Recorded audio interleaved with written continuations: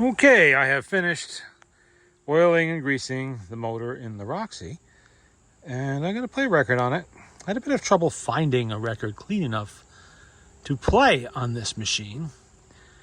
In the last video, I showed the motor, and you can see it's a very tiny motor. The spring on this thing is probably like maybe 5/8 wide by maybe 9 feet long, could even be shorter. They don't have any reserve capacity. So if you have a record that's got wear on it, it's dirty or something else is wrong, it's going to bog down the motor and shut down the machine. It's just the nature of this type of thing. These do not have strong motors. So I don't have any decent records up here, so I've been going through my selection here to find one that would play. I did find Lola Low, Lou Foxtrot, Joseph C. Smith. That actually is clean enough to play, at least one side of it. But it'll give you an idea. Another thing with these machines of this size and type, they're not really big volume machines. You don't really have much of a horn. It's really a tiny horn. Big tone arm enough, but a tiny horn. Not being a Victor, it doesn't have the flip-up elbow, which makes it really easy to put needles on the reproducer, so you have to fumble with it to get one on there from underneath. It's a two-hand job. I'm only playing one record, so I don't have to worry about putting the phone down to change the needle, not this time. But that's typical of this machine. Like I said, these were inexpensive machines. And like with everything else, you get what you pay for. You know, if you have brand new records, which you would when this was new, no problem. It'll play them. You have to wind it up each time between records because, you know, the spring doesn't have it. But 100 years later, when you're dealing with some wear on the records, and especially the ones I happen to be going through up here at the moment, which are pretty cruddy and worn and scratched and whatnot, not ideal in this kind of machine. So we will spin a record, and you can hear it.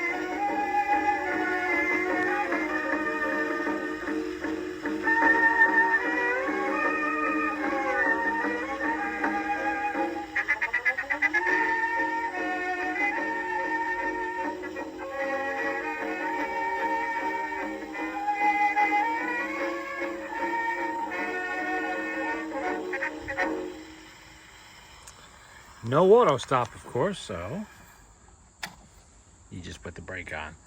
But you can see what I mean. This is with a loud tone needle and still really doesn't have that much in the way of volume. But it is, you know, normal for a small machine like this. This is tiny. I mean, compared, let me, first of all, get rid of that needle. Okay. Let's stow the record. I'm going to keep the record with this machine since it actually plays on it. It's clean enough to play. Impressive that this still has the leather strap here to hold that. We got a two-handed job. Okay. Look at the size difference here between this and the Carriola Model 20 that's next to it. If you lay it down, you can get a better idea. And the Carriola's got a big Heinemann motor in it. You see the difference? The Carriola, Model 30. The Carriola 30 is actually slightly larger than a Victor Victrola 50. It's a pretty big machine. Larger horn, larger motor, larger everything. And this is your compact. Now, not everybody wanted to haul around something that big. So they would opt for something a little bit smaller and lighter and easy to move. But they were trade-offs. And that's the way it always works.